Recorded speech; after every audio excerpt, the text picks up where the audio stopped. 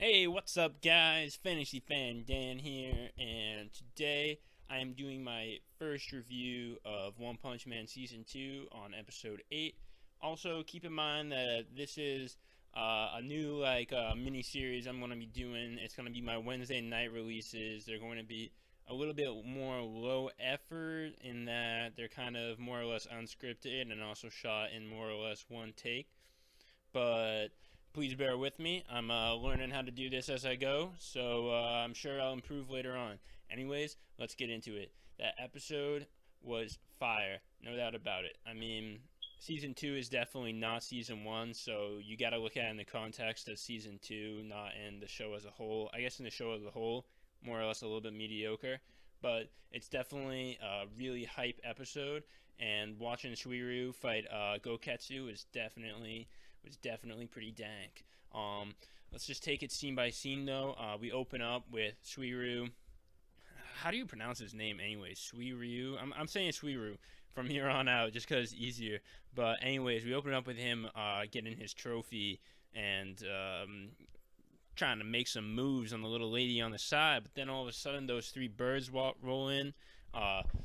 Goketsu walks in, everyone's freaking out, and he's telling them eat the monster cells or die. I thought that was a pretty hype moment. I don't know if you guys are manga readers, but I definitely am, and so I've definitely been waiting for this tournament arc to be animated, and I definitely think that they did it justice, especially the Suiru fight. But I like this moment too, just because you really saw the terror on everyone's faces. It was pretty comedic seeing how calm Suiru was, but things kind of only went up from there, especially once Goze eats the monster cell that the monster no mi, that devil fruit. That was a pretty hype moment. He turns. I didn't know. I'm a manga reader, like I said, and I didn't know that his shirt was red. So I like how they made him into something of a devil. That was really cool. That was definitely really hype. But the way he chopped into Suiru, and Suiru just was not affected. And then he tries to dig his horns into him, and Suiru literally rejects him with his fucking pecs. It's the most absurd thing. Absolutely hilarious. Not as absurd as Saitama knocking Suiru aside with his hip, giving him that martial artist hip check that Bang is so renowned for, but still pretty fucking ridiculous. No doubt about it. Especially because Goketsu was, he was saying, Jose, yo, you did pretty well, man. You did pretty good in that transformation. The other guys were scrubs, but you were all right. And then bang, Suiru comes, knocks those horns off his head, tosses him to the side. Of course, then Bakazan eats like 5 devil fruits at once. We're calling them devil fruits now. They're not monster cells anymore. They're ripoffs. Goda gang.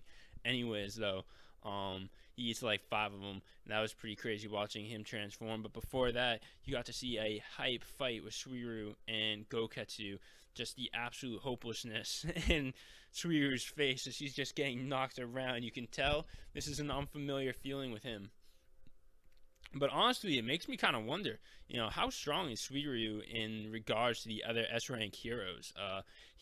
I don't think he could be as strong as Bang because, from what I can tell, Elder Centipede or Sentochoro, depending on what adaptation you're reading, is I'm guessing stronger than Goketsu, and Bang was handling Elder Centipede pretty well. I mean, a lot better than Suiru was handling Goketsu, anyways.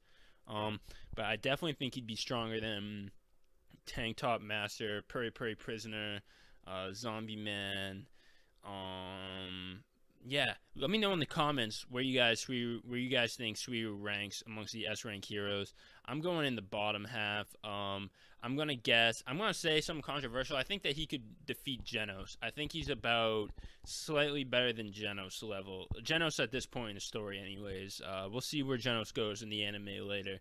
But at any rate, it's absolutely a hopeless fight for him. And seeing him knocked around, at first it was pretty satisfying because he'd been so cocky the whole time. But damn, man, if you don't start feeling bad after a little while, you got absolutely no soul, bro.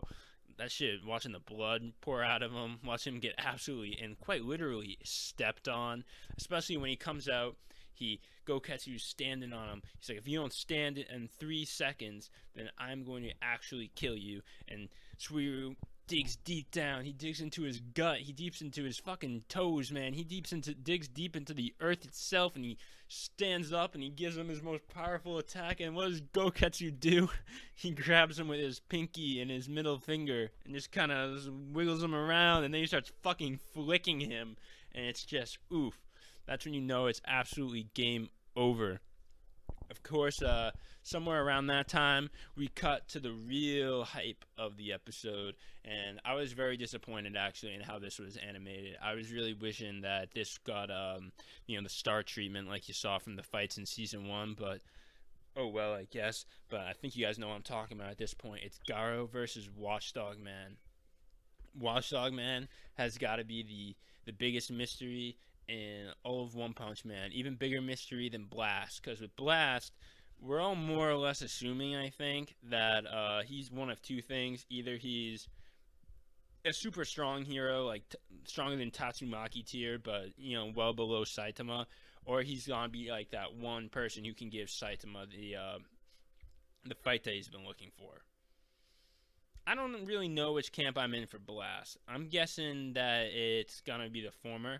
But Watchdog Man, you take a look at that face, man. You see Saitama staring back at you. So you gotta wonder, is this guy at the same level? The way he handles Garo, like, is absolutely no problem.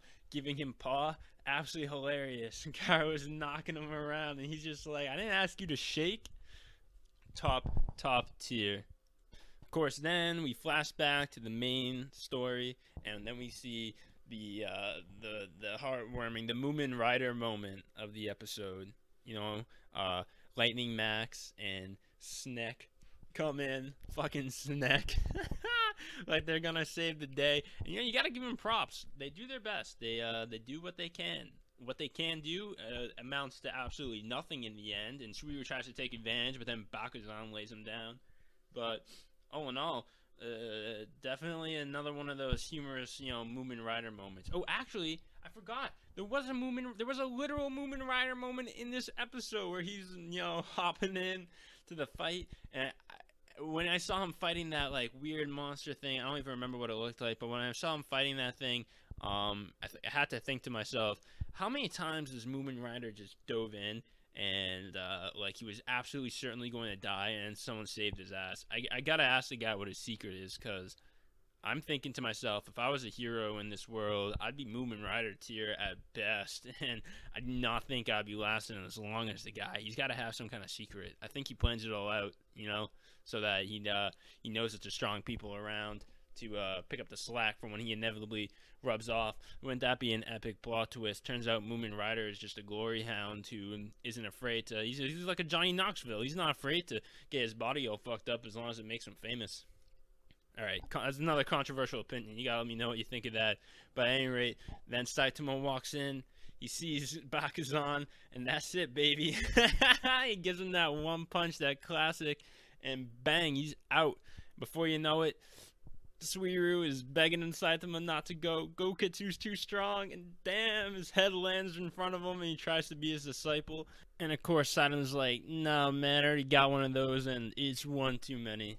Absolutely classic moment. One of the best in the series, in my opinion, and I've read quite a bit of it. Anyways, guys, let me know what you think of the video. Let me know what you think of One Punch Man Season 2. And if you read the comic, the webcomic or the manga, definitely know what you think about the latest chapters down there. I might start doing webcomic reviews just because the webcomic is god tier. Manga's really good. I mean, you got to give Murata props for his art. His art is definitely fire, but I don't think you can touch One's humor, man. One is hilarious. Alright, guys, thanks for listening to the video. I'll catch you later.